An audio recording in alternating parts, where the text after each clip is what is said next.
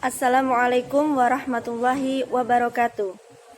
Perkenalkan, kami dari kelompok 2 yang beranggotakan Faradila Ayu Ariska, Nur Tantria Jelita Ratri, dan saya sendiri Siti Nur Aisyah. Kami di sini akan mempresentasikan hasil makalah kami yang berjudul Bab Kajian Sholat. Dan saya di sini akan merangkan materi yang pertama, yaitu mengenai pengertian sholat. Sholat dalam bahasa Arabnya yaitu as-sholah. Sholat secara bahasa yang berarti doa, dan secara istilah menurut para ahli fikih mengartikan secara lahir dan hakiki. Secara lahiriahnya, sholat berarti beberapa ucapan dan perbuatan yang dimulai dengan takbir dan diakhiri dengan salam, yang dengannya kita beribadah kepada Allah menurut syarat-syarat yang telah ditentukan. Adapun secara hakikinya ialah berhadapan hati jiwa kepada Allah, secara yang mendatangkan takut kepadanya, serta menumbuhkan di dalam jiwa rasa kebesarannya, atau mendohirkan hajat dan keperluan kita kepada Allah yang kita sembah dengan perkataan dan pekerjaan, atau kedua-duanya. Dari beberapa pengertian di atas, dapat kita simpulkan bahwasanya sholat merupakan ibadah kepada Tuhan berupa perkataan dengan perbuatan yang diawali dengan takbir dan diakhiri dengan salam, sesuai syarat dan rukun yang telah ditentukan oleh syara. Selanjutnya, yaitu sholat fardu. Sholat fardu merupakan sholat yang hukumnya fardu atau wajib dilaksanakan bagi seluruh umat muslim dan dikerjakan pada waktu-waktu tertentu yang terbagi dalam 5 waktu, yaitu subuh, zuhur, asar, maghrib, serta isya. Di sini saya akan menerangkan waktu-waktu sholat fardu. Yang pertama ialah waktu sholat subuh. Sholat subuh dilaksanakan waktunya dimulai dari terbitnya fajar sidik hingga terbitnya matahari, yaitu kira-kira antara pukul 4 hingga setengah 6 pagi. Dan sholat subuh terdiri dari 2 rakaat. Selanjutnya ialah sholat zuhur.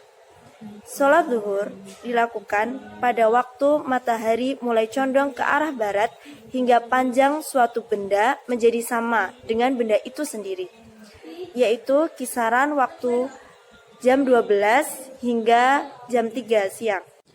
Sholat zuhur terdiri dari 4 rakaat. Selanjutnya ialah sholat asar.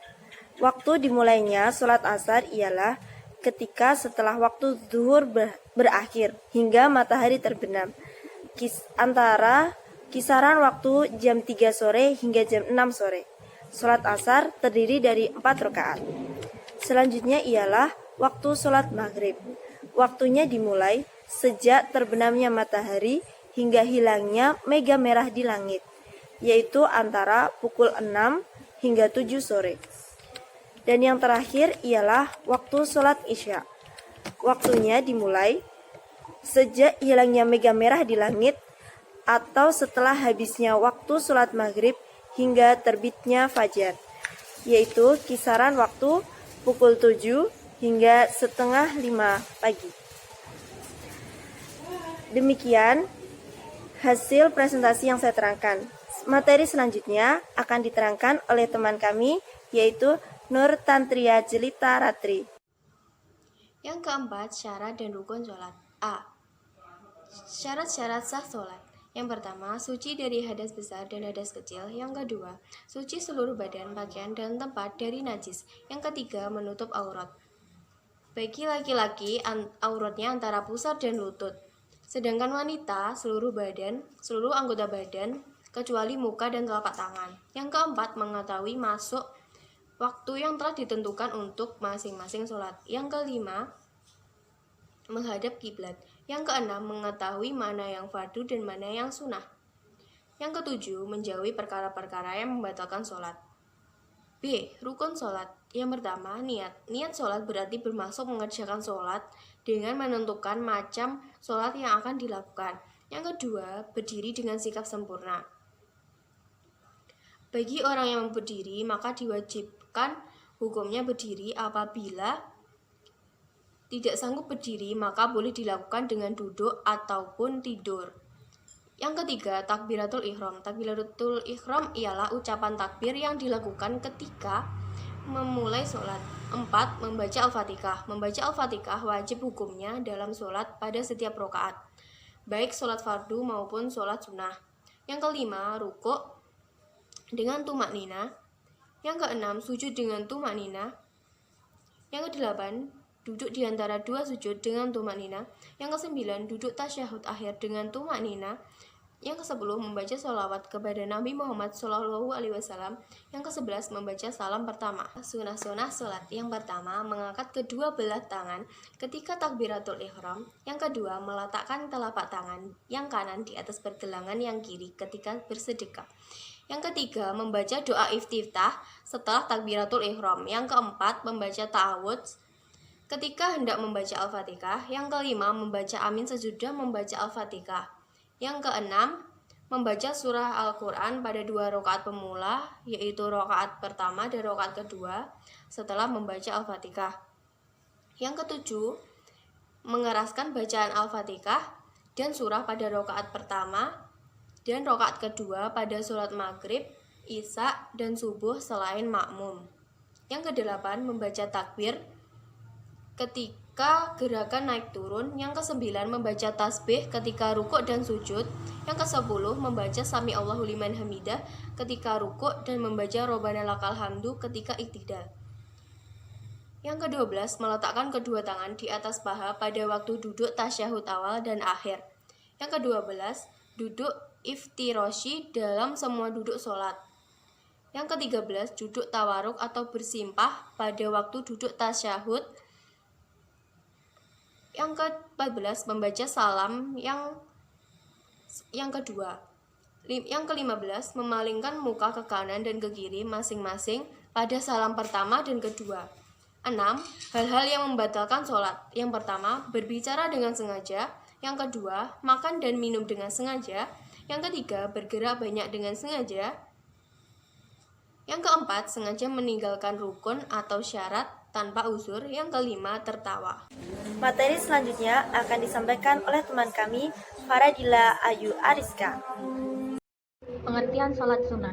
Sholat sunnah adalah ibadah yang terdiri atas perkataan dan perbuatan yang dimulai dari takbir dan diakhiri dengan salam dan memenuhi beberapa syarat yang ditentukan, yang apabila dikerjakan mendapatkan pahala, namun bila ditinggalkan tidak mendapatkan siksa atau berdosa.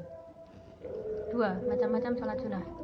Macam-macam sholat sunnah terbagi menjadi 2 bagian, yaitu sunnah muakkad dan sunnah ghairu muakkad. 1. Sunnah muakkad atau ibadah sunnah yang sifatnya sangat dianjurkan untuk dikerjakan. 1. Sholat tahajud. 2. Sholat duha. 3. Sholat id. 4. Sholat witir. 5. Sholat jenazah. 6. Sholat gerhana. 7. Sholat suruh. 8. Sholat rawatib. 2. Sunnah ghairu muakkad atau ibadah sunnah yang tidak terlalu begitu dianjurkan untuk dikerjakan. 1. Sholat tahiyatul masjid. 2. Sholat hajat. 3. Sholat istiqoroh.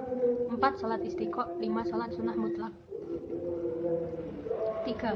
Keutamaan sholat sunnah. 1. Menutup kekurangan dalam sholat fardu. 2. Ibadah sunnah paling afdol. 3. Bisa menemani Nabi di surga. 4. Dosanya berguguran ketika rukuk dan sujud. 5. Dicintai oleh Allah Subhanahu wa Ta'ala. 6. Doanya mustajab. Pengertian sholat jamak. Sholat jamak ialah melaksanakan 2 sholat wajib dalam satu waktu, seperti melaksanakan sholat zuhur dan sholat asar di waktu zuhur.